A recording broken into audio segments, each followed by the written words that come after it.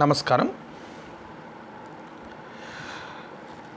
మనం శకుంతలోపాఖ్యానం కవి పరిచయం చేసుకున్నాం.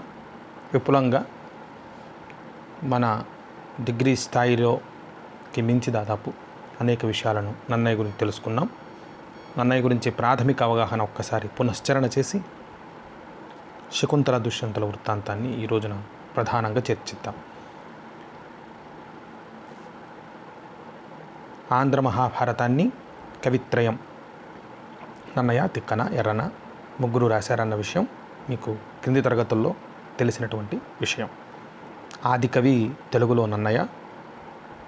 అందులో ఆది పర్వంలో నుంచి చతుర్థాశ్వాసము నుంచి మన పాఠ్యభాగమైనటువంటి శకుంతలోపాఖ్యానాన్ని తీసుకున్నారు. శకుంతలోపాఖ్యానములో కూడా 70వ పద్యం నుంచి తీసుకోవటం జరిగింది. ఈయన 11వ శతాబ్దానికి చెందినటువంటి కవి. తూర్పు చాళుక్య రాజు అయినటువంటి రాజరాజ నరేంద్రుని ఆస్థానంలో ఉన్నటువంటి కవి, కుల పురోహితుడు. తర్వాత రాజరాజ నరేంద్రుని కోరిక మేరకు ఆ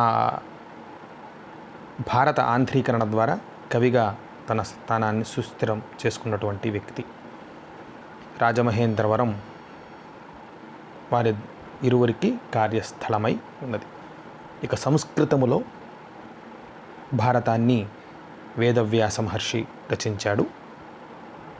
దాన్ని జయ సంహితగా ఆయన రచించి తన శిష్యులకు బోధించే సమయంలో భారతముగా, శిష్యులు ప్రశిష్యులకు బోధిస్తున్న సమయంలో అది మహాభారతంగా పరిణామక్రమాన్ని పొంది శతసహస్ర సంహిత 1,00,000 శ్లోకాల కంటే అధికమైనటువంటి ఒక ఉద్గ్రంథముగా రూపొందించబడింది అని చెప్తారు. ప్రపంచములో అతిపెద్ద గ్రంథాలలో ఒకటి అని, దీనికంటే మించినది లేదని చాలామంది అంటూ ఉంటారు. షానామా అనేటువంటి దాంట్లో 60,000 పద్యాలు ఉంటే దీనిలో దాదాపు 1,00,000కు పైబడిన శ్లోకాలు ఉన్నాయి.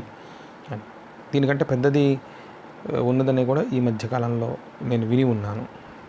అది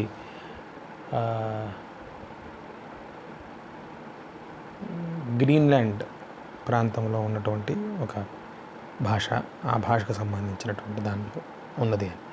ఏది ఏమైనా అతి పెద్ద గ్రంథాలలో ఒకటి. మహాభారతములో ఉన్నది ప్రపంచంలో ఎక్కడైనా ఉంది, మహాభారతంలో లేనిది ఎక్కడా లేదు అని అంతగా ప్రచలితమై ఉన్నది. తింటే భారతం తినాలి, తింటే గారెలు తినాలి, వింటే భారతం వినాలి అనేటువంటి మాట బాగా మనకి ప్రచారంలో ఉన్నటువంటిది. 4 వేదాల తర్వాత పంచమ వేదముగా దీన్ని కీర్తిస్తారు. అవతారిక అనేటువంటి ఒక ప్రత్యేక ప్రక్రియలాగా ముందు మాట రాస్తూ తన అభిప్రాయాలను, తన ప్రణాళికలను అన్నింటినీ కూడా వివరించేటువంటి ప్రక్రియ. శ్రీకారం చుట్టడం, సంస్కృత శ్లోకంతో ప్రారంభించేటువంటి శ్లోకంలోనే నమస్సు, స్తుతి, తర్వాత వస్తువుని కర్ణాకర్ణిగా మనకు ధ్వనింపజేయటం అన్నీ కూడా దీనిలో మనకు కనిపిస్తాయి. గృహస్థాశ్రమ ధర్మం పునఃప్రతిష్ఠించుట కొరకు ఈ మహా ఉద్గ్రంథాన్ని రచించారు అని చెప్పుకోవచ్చు. ఉత్తర హరివంశంని తొలగిస్తూ ఎక్కువగా పాండవుల యొక్క నాయకత్వం దీనిలో ప్రతిఫలించేటట్లుగా రచన చేశారని చెప్పవచ్చు. రాజరాజ నరేంద్రుడు తన పూర్వీకులైనటువంటి, తన నమ్మకం ప్రకారం, తమ విశ్వాసం ప్రకారం తాము చంద్రవంశం వారిని, చంద్రవంశంలో జన్మించినటువంటి పాండవుల యొక్క గాథని మూల భారతం ఒక అర్థము చెడకుండా తెలుగులో అనువాదం చేయాలని అనుసృజన, నిజానికి ఇది అనువాదం మక్కి కాదు, అనుసృజన. అనేక విషయాలను కవిత్రయం ముగ్గురు కూడా తెలుగు ప్రాంతాలకు అనుగుణంగా మార్పులు చేర్పులు చేసి అద్భుతమైన శాస్త్రీయతిహాస కావ్యముగా దీనిని సృష్టించారు. మొత్తం 18 పర్వాలు. ఆ 18 పర్వాల్లో 2.5 పర్వములు సంఖ్యా ప్రకారము ఆది సభ అరణ్య పర్వములో సగభాగము, అరణ్య పర్వం చతుర్థాశ్వములో 142వ పద్యం శారదరాత్రులు ఉజ్వల తారకా సముదయంబుల వరకు నన్నయ్య తన రచన చేశాడు. నారాయణ భట్టు నన్నయ్య సహాధ్యాయి, 8 భాషలలో పండితుడు. అతను భారత రణరంగంలో పాకశాసనిగా ఉన్నటువంటి అర్జునుడు ఎవరైతే ఉన్నాడో, అర్జునునికి నారాయణుడు శ్రీకృష్ణుడు ఎట్లా సహాయం చేశాడో ఆ విధముగా నాకు సహాయం చేశాడు అని చెప్పుకున్నాడు. తెలుగులో తొలి తెలుగు కావ్యం ఇది. ఆది కవిత్వము, అందుకని నన్నయ్యకు ఆదికవిగా స్థానం లభించింది. ఆదికవి, వాగానుశాసనుడు. అప్పటి వరకు శాసనాలు అక్కడక్కడ పద్యాలు ఉన్న లోక సంప్రదాయం అంటే మౌఖికమైన జానపద గీతాలు, జానపద గేయాలు, సాహిత్యం, అలాంటి సాహిత్యం ఉన్నప్పటికీ ద్రవస్థితిలో ఉన్నదాన్ని ఒక గ్రంథస్థ స్థితిలోకి తీసుకొచ్చి ఒక ఘనీభవింపజేసి అంటే ఒక రకమైన స్థిర రూపాన్ని ఇవ్వటము ద్వారా ఆయన వాగానుశాసనుడు, వాక్కుకు అనుశాసనం చేసినటువంటి వాడు. సంస్కృతములో ఆంధ్ర శబ్ద చింతామణి అనే వ్యాకరణ గ్రంథం రాసినట్లుగా చెప్తారు. అలానే చాముండిక విలాసము, ఇంద్ర విజయము, లక్షణసారము, రాఘవాభ్యుదయం అనే ఇతర రచనలు ఇవి అలభ్యాలు దొరకటం లేదు. అక్కడక్కడ కొన్ని లక్షణ గ్రంథాలలో వీటి యొక్క శ్లోకాలు, పద్యాలు మనకు లభిస్తూ ఉన్నాయి. కాబట్టి ఈ పద్యములని రాసిన వాడు నన్నయ్య అని చెప్పబడ్డారు. కాబట్టి నన్నయ్యని అది ఇతర రచనలను మనం ఇక్కడ ప్రస్తావించుకుంటూ ఉన్నాం. నిజానికి ఆయన కీర్తి స్తంభానికి మూల కందమైనటువంటిది మహాభారతం 2.5 పర్వములు. తెలుగు భాషా సంస్కృతి సంప్రదాయాలకు అనుగుణంగా మార్పులు చేర్పులు చేశాడు. కథా కథన శైలి, ప్రసన్న కథా కలితార్థ్యుక్తి, అక్షర రమ్యత, నానా రుచిరార్థ సూక్తి నిధిత్వం అనేటువంటి 3 లక్షణాలతో తన కవిత్వం ఉంటుంది అన్న విషయాన్ని ఆయన స్వయంగా అవతారికలో చెప్పుకున్నాడు. కథా కథన శైలిలో ఈయన రచన సాగింది. సంస్కృత పదభూయిష్టమైనటువంటి రచన. అలా ఎక్కడ సంస్కృతం వాడాలి అక్కడ సంస్కృతం వాడుకున్నాడు, ఎక్కడ తెలుగు వాడాలి తెలుగు వాడుకున్నాడు. నిజానికి జన తెలుగు అని చెప్పాల్సిన అవసరం ఉన్నది. అవసరం అనుకుంటే మొత్తం మీద తాను రాస్తానో రాయను అనేటువంటి ఒక సందేహాన్ని చెప్పడం, అలానే ఒక శ్లోకంలో శ్రీవాణి గిరిజాశ్చర్య అనే శ్లోకంలో ఆ క్రమము చెప్పినటువంటి విధానం, తర్వాత వచనములో చెప్పినటువంటి క్రమం చెప్పిన విధానం ద్వారా కాలానుగుణంగా, తర్వాత ఈ పర్వాల అనుగుణముగా చూస్తే మహాభారతంలో 3 కవులు రాస్తారు. ఆ కవులు ఈ విధంగా ఉంటారు అని చెప్పి ఒక సూచన చేశాడు అని చెప్పి చెప్పిన వాళ్ళు ఉన్నారు. విశ్వనాథ సత్యనారాయణ గారు అందుకనే ఋషి వంటి నన్నయ్య 2వ వాల్మీకి అని చెప్పారు.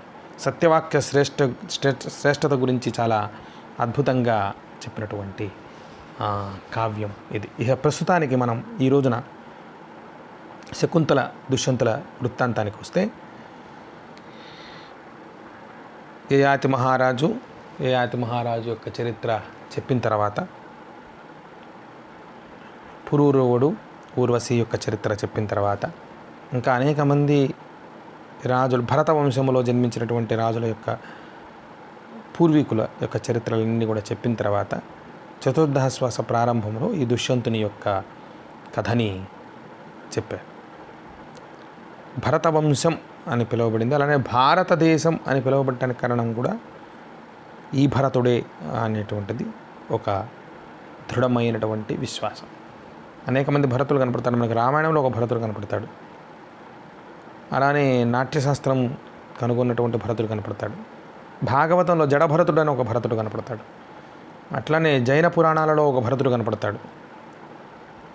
రిషభనాథుని యొక్క కుమారుడిగా ఒక భరతుడు కనపడతాడు. అతని పేరు మీద భారతదేశం వచ్చిందనేటువంటి సంప్రదాయం కూడా ఉంది. ఇలా అనేక మంది భరతులు కనపడతారు. వాళ్ళలో ఈ శకుంతల దుష్యంతుల యొక్క ఔరసపుత్రుడిగా జన్మించినటువంటి భరతుడు పేరు మీద భరతవంశం అనేది వచ్చింది. ఆ భరతవంశంలో జన్మించినటువంటి అన్వయములో పాండవులు, కౌరవులు జన్మించారు. వారి యొక్క యుద్ధమే భారత కథ. దీనిలో 18 పర్వాలలో ఆది పంచకం, యుద్ధ షట్కం అంటే అప్పటికి ఎన్ని ఆది పంచకం, పంచకం అంటే 5, షట్కం అంటే 6, 6, 5, 11. స్త్రీ సౌప్తికం 7. మహాభారతంలో మనం యుద్ధం అయిపోగానే అంతా అయిపోయింది అనుకుంటాం. నిజానికి యుద్ధం దాకా ఉన్న కథ 5 పర్వాల్లో ఉంది. యుద్ధము 6 భాగాల్లో చెప్పబడింది. 6 పర్వాల్లో యుద్ధం చెప్పబడింది వివరణ. 5 పర్వాల దాకా ఉన్న కథ ప్రధానమైన కథ. అది యుద్ధము దాకా ఉన్న కథ 5 పర్వాలలో ఉంది. ఆది పర్వం, సభాపర్వం, అరణ్య పర్వం, విరాట పర్వం. విరాట పర్వంలో చాలా అద్భుతమైన పాండవుల యొక్క అజ్ఞాతవాస కథ అంతా ఉంది. తిక్కన అక్కడి నుంచి ప్రారంభించాడు. తర్వాత నుంచి విరాట పర్వం, ఆ తర్వాత ఈ రాయబారాల యొక్క పర్వం అంతా కూడా కొనసాగుతుంది. ఆ తర్వాత యుద్ధం ప్రారంభమవుతుంది. యుద్ధ షట్కం 6 భీష్ముడు భీష్ముడు సారథ్యం వహించినటువంటి సేనానిగా అంతా కూడా భీష్మ పర్వంగా, తర్వాత ద్రోణ పర్వంగా, కర్ణ పర్వంగా, ఇలా రకరకాల పర్వాల రూపంలో వస్తుంది. ఇక చివరి 7 పర్వాల్లో యుద్ధానంతరము యుద్ధ రోదనలతో కూడినటువంటి స్త్రీ సౌప్తికము, చివరిది స్వర్గారోహణం, ముందు శాంతి పర్వం, తర్వాత వానప్రస్థం, ఇవన్నీ కూడా ఉంటాయి.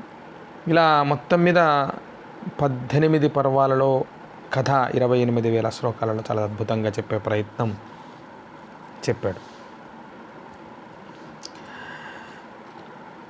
ఈ రకంగా ఇక శకుంతల దుష్యంతుల వృత్తాంతానికి వస్తే, యయాతి ఈ భరతుని యొక్క పూర్వీకుల్లో ఒకడు.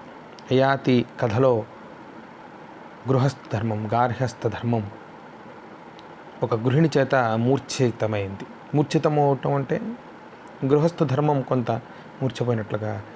దేవయాని, కచదేవయాని వృత్తాంతం కూడా వస్తుంది. దేవయాని శుక్రాచార్యుని యొక్క, దేవతల గురువైనటువంటి శుక్రాచార్యుని యొక్క కూతురు. శర్మిష్ఠ ఆ రాజుగారు వృషపర్వుని యొక్క కూతురు, రాక్షస రాజైన వృషపర్వుని కూతురు. ఆమె మళ్ళీ యయాతిని వివాహం చేసుకుంటుంది. ఆమె వలన, గృహిణి వలన పునరుద్ధరించబడిన కథ మనకు చెప్పబడింది. కాబట్టి గృహస్థ ధర్మమును నిలుపుకొనటంలో శర్మిష్ఠ పాత్ర, అలానే గృహస్థ ధర్మంలో నిలుపుకొనటంలో యయాతి పాత్ర. ఆ గృహస్థ ధర్మాన్ని నిలిపి ముందుకు నడిపించినటువంటి వాడు పూరుడు. ఆ గృహస్థ ధర్మము ముందుకు నడుస్తూ వస్తున్నప్పుడు దుష్యంతుని యొక్క చరిత్ర మనకు తారసపడింది మహాభారతం ఆది పర్వంలో. ఆ దుష్యంతుని యొక్క చరిత్రలో ఒక అడుగు యయాతి చరిత్ర కంటే ముందుకు పడింది. దుష్యంతుడు మనకు మొత్తం 8 విధాల వైవాహిక పద్ధతులు ఉన్నాయి. 8 రకాల వైవాహిక పద్ధతులు ఉన్నాయి. మీకు సామాజిక శాస్త్రాల్లో కూడా వీటి యొక్క ప్రస్తావన వస్తుంది. ఎక్కడైనా రాజనీతి శాస్త్రంలో, లేకపోతే సోషియాలజీ లాంటి శాస్త్రాల్లో. దాంట్లో గాంధర్వ విధి ఒకటి. గాంధర్వ ఆసురీ విధానములు, గాంధర్వ రాక్షస వివాహములు కొందరికి సమ్మతం. అంటే వర్ణాశ్రమ ధర్మం ఉండ, వర్ణములు కులములుగా విభజించబడిన దాంట్లో క్షత్రియోచితమైంది గాంధర్వ వివాహము అని ఒక మాట.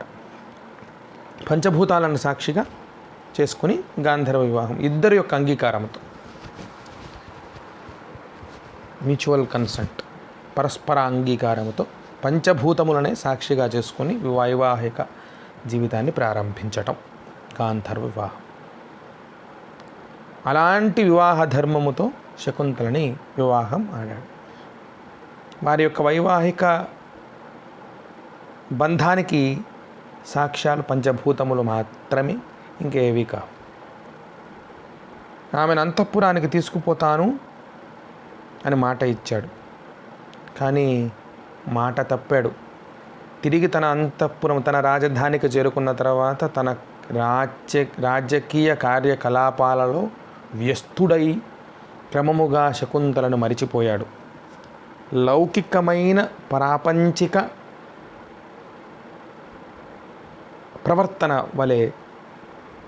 ప్రవర్తనలో భాగముగా ఇతను కూడా మర్చిపోయాడు. ఇప్పటి ధర్మం మనం ఇప్పటి సమాజంలో కూడా మనం దీన్ని గమనించవచ్చు. పురుషుల యొక్క సహజ ప్రవర్తనగా దీన్ని గమనిస్తూ ఉండవచ్చు. శకుంతల కణ్వ మహర్షి పంపించగా తన పుత్రుడితో కలిసి రాజసభకు వచ్చింది. అతడు ఆమెను భార్యగా గుర్తించలేదు. సుతునికి, సత్యానికి ఉన్న ప్రాధాన్యాన్ని, గృహస్థు ధర్మంలో యజమాని యొక్క ప్రాధాన్యాన్ని, నమ్మకం ఎంతగా దాంపత్య జీవితమును నడిపిస్తుందో అన్ని విషయాలని కూడా చాలా చక్కగా ధీశాలిగా చెప్పింది శకుంతల. అయినా కూడా ఆమె మాటలను పెడచవిని పెట్టిన సందర్భములో, ఆమె గత్యంతరము లేక బాధతో ఉన్న సందర్భములో ఆకాశవాణి నిజం బయటపెట్టింది. ఎప్పుడైతే ఆ నిజం బయటపడిందో ఇక మహారాజుకు అపవాద భీతి అనేది లేకుండా పోయింది. దుష్యంతుడు అపవాద భీతితో నేను ఇంతవరకు గుర్తించనట్లుగా నటించాను అని చెప్పాడు. నిజంగానే అలాంటి భావన ఉన్నదా లేదా అనేది మనం బేరీజ్ వేసుకోవాలి. అటువంటి నిండు సభలో రాజధర్మం అలాంటి పనులు చేయిస్తుందా అంటే మరి చేయిస్తుందని కూడా నమ్మాలి మనం. రాముడికి కొన్ని మినహాయింపులు ఇచ్చినప్పుడు దుష్యంతుడికి ఎందుకు మినహాయింపులు ఇవ్వకూడదు చెప్పండి. కాబట్టి రాజధర్మం వలన అతను అలా లోకాపవాద భీతి చేత అలా అనిపించాడు. అప్పుడు పంచభూతములు సాక్షిభూతముగా ఉన్నాయి కాబట్టి అందులో ఒకటైనటువంటి ఆకాశవాణి వినిపించింది. భరతుడు నీ కుమారుడు, ఇతన్ని నీ కుమారుడిగా అంగీకరించు. శకుంతల నిన్ను పరిపూర్ణంగా మనసా వాచ కర్మణ, మనస్సులో, వాచ మాటల ద్వారా, కర్మణ చేతల ద్వారా, త్రికరణ శుద్ధిగా అదాన్ని మనసా వాచ కర్మణ అంట. త్రికరణ శుద్ధిగా నిన్ను నమ్మింది కనుక ఆమెను స్వీకరించవచ్చు అని ఆకాశవాణి చెప్పింది. అలా చెప్పటము ద్వారా ప్రజలందరికీ నమ్మకం కలుగుతుంది. ఆకాశవాణి చెప్తుంది. ఆకాశవాణి ఇప్పటిలాగా రేడియోలాగానో ఇంకో ఏదో శాటిలైట్ ద్వారానో వచ్చే ఉపగ్రహము ద్వారా వస్తున్నటువంటిది కాదు కనుక అంత తేలిగ్గా మనం చెప్పించగలిగేది కాదు. కాబట్టి ఇది ధార్మికమైనది. ప్రజల్లో కూడా విశ్వాసం పెరుగుతుంది. నిండు సభలో చెప్పింది ఆకాశవాణి. కాబట్టి శకుంతలను పట్టమహిషిగా అంటే తన ధర్మపత్నిగా మహారాణిగా స్వీకరిస్తూ భరతునికి యువరాజ పట్టాభిషేకం చేశాడు. అసలు ఎవరి శకుంతల విశ్వామిత్ర మహర్షికి జన్మించినటువంటి కన్య. విశ్వామిత్రుడు స్వతహా క్షత్రియుడు, రాజు. ఆయన బ్రహ్మర్షి కావాలని తపస్సు చేస్తూ ఉండేవాడు. సుదీర్ఘకాలం తపస్సు చేయడం, ఆ తపస్సును భగ్నం చేయడానికి రంభని, ఊర్వశిని, మేనకని, తిలోత్తమని ఇలాంటి వాళ్ళను అప్సరసలను పంపించటం, అతనిని ఏ రకముగానైనా బ్రహ్మర్షి పదం ఎవరైనా ఎక్కువ కాలం తపస్సు చేస్తే, ఏదైనా కొన్ని యజ్ఞాలు చేస్తే ఎక్కడ తన ఇంద్ర పదవి పోతుందో అనే భయం ఇంద్రుడికి చాలా ఎక్కువ. ఇంద్రుడు దాదాపు నామినేటెడ్ పదవి అన్నమాట. కొన్ని మన రాజకీయ పార్టీల పైన హైకమాండ్ ఉంటుంది. హైకమాండ్ గారి ఇష్టానికి అనుగుణంగా మారుతూ ఉంటారు కదా మనకి ముఖ్యమంత్రులు, మంత్రులు. అలాంటి పదవి ఇంద్ర పదవి. కాబట్టి ఆ ఇంద్రుడు ఎవరు ఏదైనా చేస్తున్నా భయం అన్నమాట, ఎక్కడ తన పదవికి ముప్పు వస్తుందో. అందుకని విశ్వామిత్ర మహర్షి మీదకు మేనకని పంపించాడు. మేనక విశ్వామిత్రుడి తపస్సును భగ్నం చేసింది. విశ్వామిత్రుడు మేనక కూడా అన్యోన్యంగా జీవించారు. వారికి జన్మించినటువంటి ఆమె శకుంతల. ఎప్పుడైతే దేవతలకి పిల్లలు పుట్టడం ఇలాంటివన్నీ బాధ్యతలు ఇవన్నీ లేవు, అందుకని వాళ్ళు ఎప్పుడూ నిత్య యవ్వనులై ఉంటారు. కాబట్టి అనిమిష లోచనలు, వాళ్ళు కళ్ళ రెప్పలు పడవు, వాళ్ళకి చెమట పట్టదు, భూమికి వాళ్ళ కాళ్ళు అందవు, ఆనుకోవు మనలాగా. వాళ్ళు కాంతి దేహముతో ఉంటారు. ఇవన్నీ వాళ్ళ లక్షణాలు, మనకి దేవతలకు చెప్పినటువంటి లక్షణాలు. కాబట్టి ఆ అప్సరస కన్య కూడా దేవతా స్త్రీయే కనుక ఆమెకి ఈ బాధ్యతలన్నీ ఉంటాయా పెంచేది. ఎప్పుడైతే పిల్ల పుట్టిందో ఆ పిల్ల యొక్క ఏడుపును చూడంగానే ఈయనకేమో లౌకిక ధర్మంలో అప్పటికే ఎంతోమంది పిల్లలు పుట్టారు విశ్వామిత్రుడికి. ఆయన యొక్క పూర్వాశ్రమంలో ఆయన క్షత్రియ రాజుగా ఉన్నప్పుడు ఈయన చూడంగానే మళ్ళీ ఇది ఒక పెద్ద పీడ అనుకున్నాడు. మళ్ళీ తపస్సుకు వెళ్ళిపోయాడు. ఆవిడేమో ఆ పిల్లని అక్కడే వదిలిపెట్టేసింది, దేవతాలోకానికి తీసుకుని పోలేదు, అలానే వదిలిపెట్టి వెళ్ళిపోతే శాకుంతలములు పక్షులు ఆమెను రక్షించాయి. కణ్వ మహర్షి అనేటువంటి మహర్షి వచ్చి ఆమెను దత్తపుత్రికగా స్వీకరించి తన ఆశ్రమానికి తీసుకుని వెళ్ళేంతవరకు కూడా పక్షులు రక్షించడం చేత ఆమెకు శకుంతల అనే పేరు పెట్టాడు. కణ్వ మహర్షి ఏదో యజ్ఞము అనే మీదో ఇంకెతరత్ర ఆశ్రమానికి వెళ్ళేట సందర్భంలోనో వెళ్ళిపోగా వేటకి దుష్యంత మహారాజు వచ్చాడు. ఆ దుష్యంత మహారాజు భరత వంశానికి పూర్వీకుడైనటువంటి అంటే పూర్వులైనటువంటి చంద్రవంశంలో జన్మించినటువంటి వాడు, యయాతి యొక్క వంశంలో జన్మించినటువంటి వాడు, రాజార్హత కలిగినటువంటి యయాతి వంశంలో జన్మించినటువంటి వాడు. అటువంటి చంద్రవంశములో జన్మించినటువంటి దుష్యంత మహారాజు కణ్వ మహర్షి ఆశ్రమం దాకా వేటలో భాగంగా వచ్చి వేట మహర్షి యొక్క ఆశ్రమంలోకి వెళ్ళినప్పుడు తమ యొక్క వంది మాగధులందరినీ కూడా బయట ఉంచి వారే స్వయంగా లోపలికి వెళ్ళి ఆ ఋషిని పలకరించి వారి యొక్క మంచి చెడ్డలన్నీ అని తెలుసుకుని రావటం అనేది ఒక సంప్రదాయం. కాబట్టి అలా ఆ సందర్భంలో ఆయన ప్రవేశించినప్పుడు శకుంతలను చూడటం, శకుంతల ఋషి కన్య అనేటువంటి ఒక సందేహపడటం, ఋషి కన్య కాదు అని చెప్పి అక్కడ ఉన్నటువంటి చెలికత్తల వల్ల వాళ్ళ వల్ల వినడం, ఆమె యొక్క విశ్వామిత్రుని యొక్క కుమార్తె అనే తెలియంగానే ఈమె కూడా రాచకన్య కనుక ఈమెని స్వీకరించవచ్చు అని చెప్పి రాచధర్మమునకు అనుసూరమైనటువంటి గాంధర్వ వివాహమాడటం, నేను తీసుకువెళ్తాను అని చెప్పడం అన్నీ కూడా జరిగిపోయాయి. మన పాఠ్యభాగం ఎక్కడ ప్రారంభమవుతూ ఉందంటే శకుంతల తన బిడ్డతో సహా రాజసభలో నిండు సభలో రాజుగారికి సత్యం యొక్క గొప్పతనాన్ని, అంటే అప్పటికే తిరస్కరణ చేశాడు ఆయన, నీవెవరో నాకు తెలియదు పో అని, అప్పుడు చెబుతూ ఉన్నటువంటి సందర్భం నుంచి ప్రారంభించారు మనకి.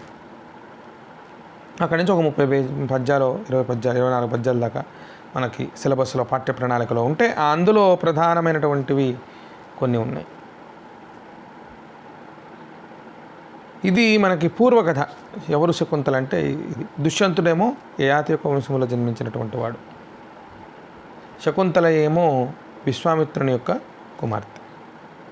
సరే, వారికి జన్మించినటువంటి వాడు భరతుడు. ఆ భరత వంశంలో మన పాండవులు జన్మించారు. కాబట్టి ఆది పర్వంలో వీరి కథ కూడా ఒక ఉపకథగా వచ్చింది. భరతుని యొక్క జననం చెప్పాలి అనుకునే సందర్భంలో ఈ కథ వచ్చింది.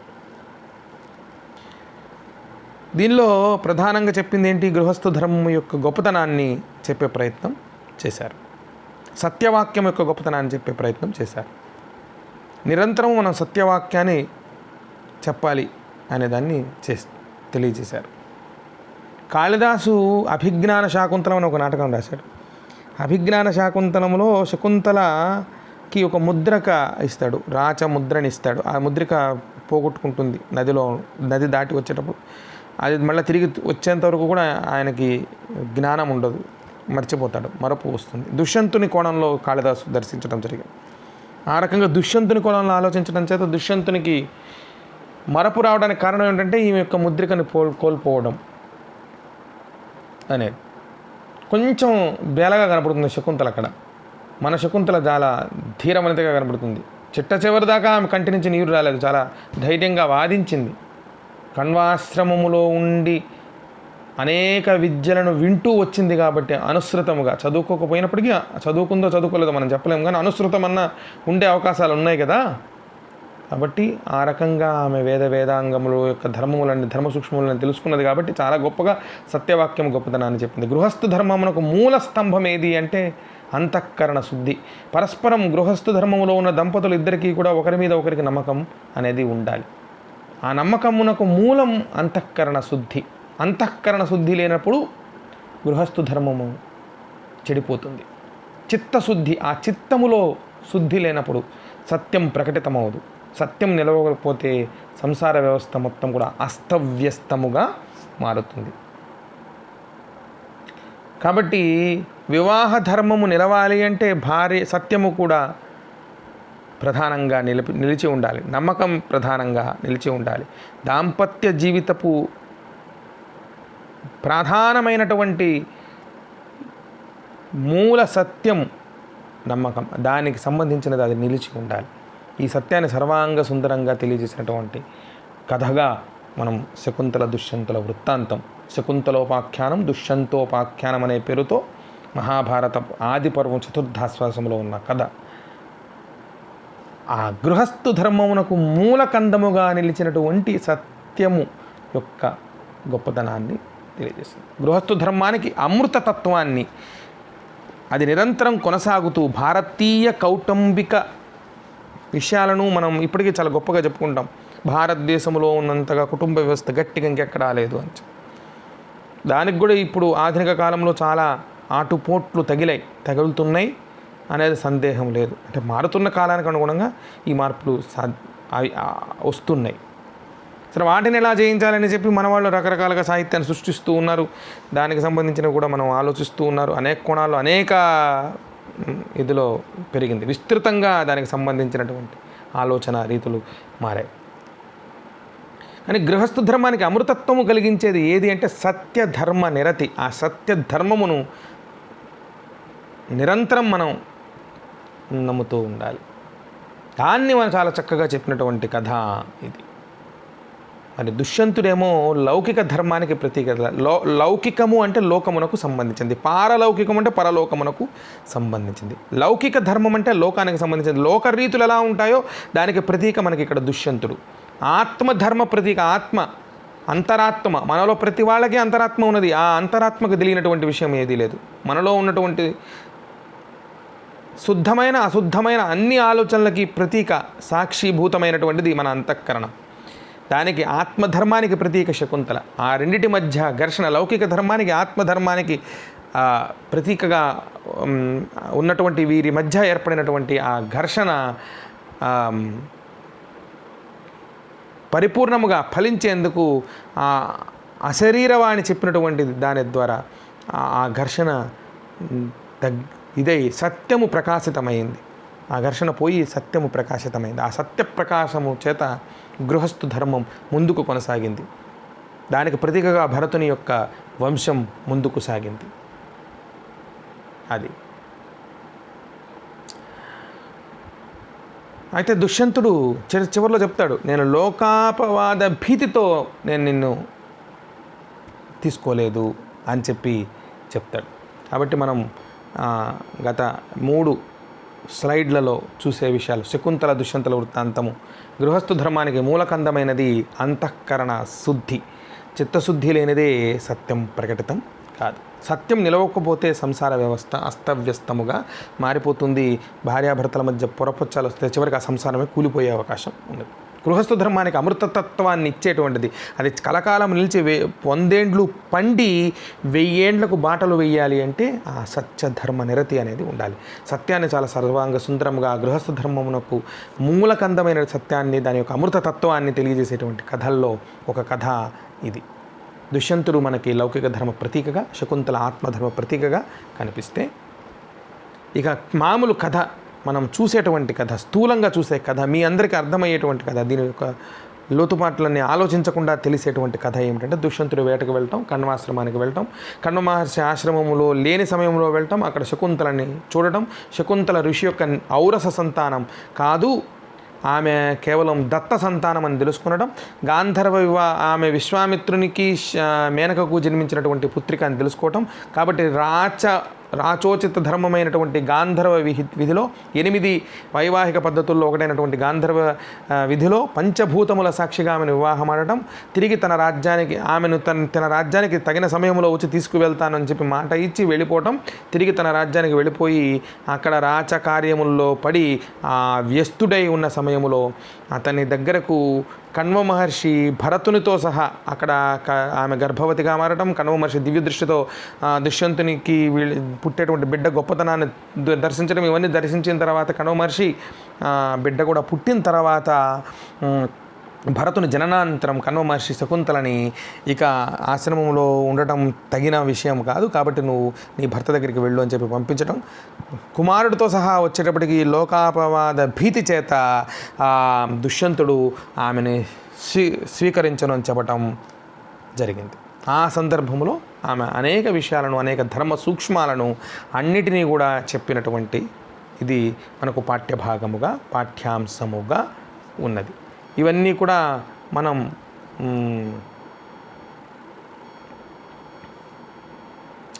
మనం జాగ్రత్తగా గమనిస్తే ఈ పాఠ్యభాగం యొక్క సౌందర్యం మనకి అర్థం అవుతుంది. అది కాబట్టి ఇంకా ఏమిటంటే దీనిలో ఈ ఉపకథలో మనకి లౌకిక ధర్మం ఆత్మధర్మాన్ని ఆదరించినప్పుడే, మామూలుగా లౌకిక ధర్మం లోక రీతి అనేది ఆత్మధర్మము చేత కూడా ప్రబోధితమై పరిశుద్ధమై ఎవరికి వారు ఆత్మ ప్రబోధము చేత లౌకిక ధర్మానుష్ఠానము సక్రమముగా చేస్తే సత్యము నిలుస్తుంది అనే బోధన కూడా చేసింది అనే విషయాన్ని కూడా ఇక్కడ చెప్పుకోవచ్చు. అది ఎలా అంటే, కణ్వ మహర్షి ఆశ్రమములో లేని సమయంలో దుష్యంతుడు శకుంతలను గాంధర్వ విధిలో వివాహమాడి తర్వాత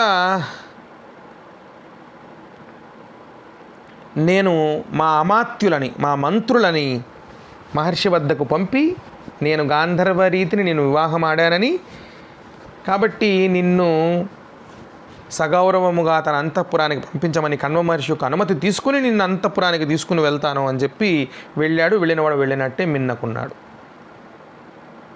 దుష్యంతుడు మాట నిలబెట్టుకునేటువంటి కనీస ప్రయత్నం కూడా ఆయన ఏమీ చెయ్యలేదు. అంటే ఇక్కడ మనకేమర్థమవుతోంది, లౌకికముగా రాజుగారికి వంచన ఎలా ఉంటుందో, అంటే సహజమైనటువంటి పురుష స్వభావం ఎలా ఉంటుంది అనే భావన ప్రబలంగా ఇప్పుడు మన సమాజంలో ఉన్నది. దానికి ప్రతీకగా కనపడతాడు దుష్యంతుడు మనకి ఇప్పటి సమాజంలో. ఇప్పటి సమాజంలో ఉన్నటువంటి పురుషుల యొక్క మనస్తత్వ ధర్మానికి ప్రతీకగా ఇప్పటి లౌకిక ధర్మానికి ప్రతీక. అంటే ఏ కాలములోనైనా, అది ఏ యుగమైనా కూడా, యుగ ధర్మం అనేది కంటే కూడా ఏ యుగములోనైనా సహజంగా మనిషిలో ఉన్నటువంటి బలహీనత ఇది. దానికి ప్రతీకగా మనకి కనపడతాడు. వంచనకు పాల్పడ్డాడు అని కనపడతాడు. ఇది మనకి అటు పురుషజాతికి చెందిన వాళ్ళకి ఇలాంటి ధర్మము పాటించడము ధర్మ విరుద్ధము, చట్ట విరుద్ధము, న్యాయ విరుద్ధము అన్నీ తెలియజేస్తూనే ఉన్నది. మరోపక్క నుంచి మహిళలకు కూడా, బాలికలకు కూడా తెలియజేస్తూ ఉన్నది, జాగ్రత్త, ఈ స్వభావము బలంగా ఉన్నది, జాగ్రత్త, ఆకర్షణకు లోను కాకండి అని తెలియజేస్తూ ఉంది. లౌకికమైనటువంటి విషయాలను కూడా మనం ఆలోచించుకోవచ్చు ఇలాంటి వాటి ద్వారా. కర్ణుడు జరిగినదంతా కూడా తన దివ్య దృష్టితో చూసి వివాహము ధర్మబద్ధమైనది, ఎందుకంటే 8 రకాల వివాహ పద్ధతుల్లో గంధర్వ వివాహము క్షత్రియోచితమైనది అని చెప్పారు కాబట్టి అది ధర్మబద్ధమైనది అంగీకరించి కూతురు కోరినటువంటి వరాలన్నీ కూడా ఇచ్చి ఆమె యోగక్షేమాన్ని కూడా చూస్తాడు. సరే, వంశకర్త అయినటువంటి భరతుడు పుట్టి సర్వదమనుడు అనే పేరుతో, భరతునికి అసలు ఆశ్రమంలో పెట్టినటువంటి పేరు సర్వదమనుడు.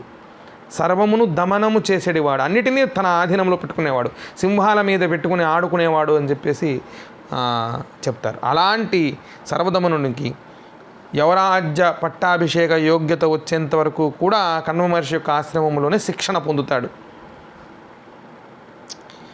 సరే, 2 దశాబ్దాలు నిశ్శబ్దముగా ఉండి చేసినటువంటి పని అపూర్వం. 2 దశాబ్దాలు వేచి ఉన్నాడు కణ్వుడు. దుష్యంత మహారాజు గారి దగ్గర నుంచి ఏదో ఒక రోజున పిలుపు వస్తుందేమోనని.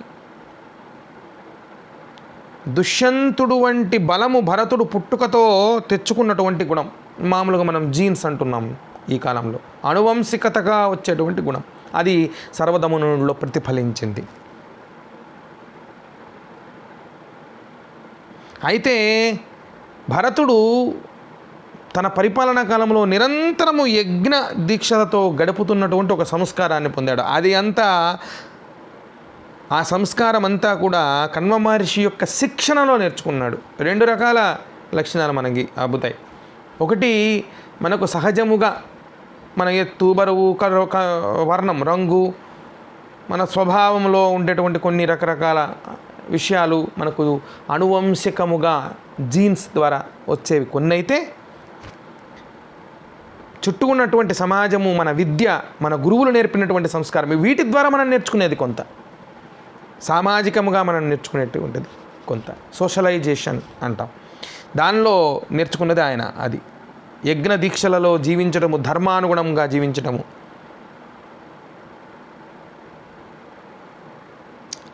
అలా చూస్తే మళ్ళా దుష్యంతుని యొక్క వారసుడిగా ఉన్నటువంటి భరతుడిలో లౌకిక ధర్మం, దుష్యంతుడు లౌకిక ధర్మానికి ప్రతీక అయితే, లోకధర్మానికి ప్రతీక అయితే, ఆ లౌకిక ధర్మము కంటే ఆత్మధర్మము బలముగా నింపుకున్నటువంటి వాడు, తల్లి యొక్క సంస్కారములను తనలో నిలుపుకున్నటువంటి వాడు, తల్లిని పెంచినటువంటి తండ్రి, పెంచిన తండ్రి, మాతామహుడు వంటి కణ్వ మహర్షి యొక్క సంస్కారాన్ని తన సామాజీకరణలో నిలుపుకున్నటువంటి వాడు, ప్రతిష్ఠించుకున్నటువంటి వాడు భరతుడు. సరే, ఈ కథలో మనకి ఈ ఉపాఖ్యానంలో భరతుడు నిశ్శబ్ద పాత్ర, ఏమీ లేదు, ఆయన ఏం మాట్లాడు, మొత్తం తల్లే చెప్పుకుంటుంది, భరతుడు ఒక్క మాట కూడా మాట్లాడలేడు. తల్లితో కలిసి హస్తినాపురములో ఉన్నటువంటి నిండు సభలో దుష్యంతుని దర్శిస్తాడు తండ్రిని మొట్టమొదటిసారిగా. తల్లిదండ్రుల నడుమ జరిగినటువంటి సంభాషణ వింటాడు. తండ్రి నిరాకరిస్తున్న తనను పుత్రునిగా మన్నించకపోయినా భరతుడు కోపాన్ని ప్రకటించడు, పళ్ళెత్తి మాట్లాడాడు. సర్వదమనుడు, మంచి బలం ఉన్నటువంటి వాడు అయినప్పటికీ అలాంటి పని చేయలేదు.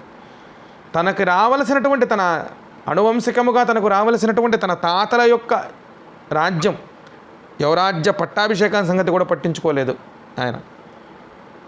తల్లి వెంట ఒక ఆవు వెంట ఒక లేగదూడ ఎలా చెంగున పరిగెత్తుకుంటూ వెళ్ళిపోతుందో అలా నడుస్తూ వెళ్తాడు. ఈ సహనం, ఈ శాంతి ఆ కణ్వుని యొక్క శిక్షణ వలన లభించింది అని చెప్పుకోవచ్చు. విరుద్ధ సత్యాల నడుమ కూడా స్నేహశాంతులను దర్శించగల ఆశ్రమ సంస్కృతి బాగా వంట పెట్టించుకున్నవాడు భరతుడు. ఈ అంశాలన్నీ కూడా నన్నయ్య ప్రత్యక్షంగా చెప్పలేకపోయినా ఆ అంశాలన్నీ పరోక్షంగా మన మనసుల్లోకి వచ్చేటట్టుగా ఆ పాత్రలను సృష్టించడం ద్వారా, పాత్రల యొక్క సృష్టి ద్వారా మనకు తెలియజేసే ప్రయత్నం చేశాడు. శకుంతల పాత్రని చాలా ధీరముగా చిత్రించాడు. ఏదన్నా పొరపాటు జరిగితే స్త్రీ ఏదో కుండ ముందు పుట్టింది, ఆ కుండతో పుట్టింది, ఆ తర్వాత స్త్రీ పుట్టిందని ఏదో ఈ రకరకాలు చెప్తూ ఉంటారు కదా. అలాగ అనుకోవద్దు. ధైర్యముగా ఏది ధర్మం, ఏది సత్యం దానికి పాకులాడాలి. ఇది నా ధర్మం, ఇది నా యొక్క హక్కు అని పోరాడాలి అనే దానికి ఒక ధీర వనితగా మనకు శకుంతల కనపడుతుంది. ఇది లౌకికంగా మనం ఈ పాత్ర ద్వారా తెలుసుకోవచ్చు.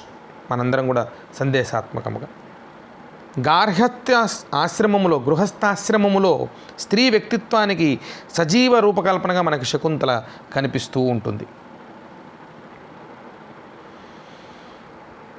గాంధర్వ వివాహ రీతిని దుష్యంతుని వివాహం చేసుకుంది. ఇప్పుడు కులసతి అయింది. కణ్వుడు ఆమె వివాహాన్ని అంగీకరించాడు దూరదృష్టితో చూసి. కణ్వాశ్రమ సంస్కృతిలో ఆమె కులసతి వ్యక్తిత్వాన్ని పరిపూర్ణముగా సాధించి పెంపొందించుకున్నది. గృహస్థ ధర్మానికి 4 స్తంభాలు ఉంటాయి. ఆ 4 స్తంభాలు ఏంటంటే, ఒకటి భార్య, ఒకటి భర్త, ఒకటి సంతానం, ఇంకోటి సత్యం అనే 4 స్తంభాలు ఉంటాయి అనే విషయాన్ని చెప్పింది ఆమె. 4 స్తంభాలు ఉంటాయి. ఆ 4 స్తంభాలు ఒకటి భార్య, ఒకటి భర్త, ఒకటి సంతానం, ఒకటి వీళ్ళందరినీ కట్టేటువంటి సత్యం. 3 స్తంభాలు ఉంటే సరిపోదు, 4వ స్తంభం సత్యం కూడా ఉండాలి. పరస్పరానుకూలమైనటువంటి ఒక సత్య ధర్మం వాళ్ళందరినీ కలిపి ఒక కుటుంబ వ్యవస్థను నిలబెట్టేది 4వ స్తంభం. 4 స్తంభాలు ఉంటే వచ్చే స్థిరత్వం, స్టెబిలిటీ 3 స్తంభాల్లో రాదు కదా. కాబట్టి 4వది కూడా కావాలి. అది ఆత్మధర్మం.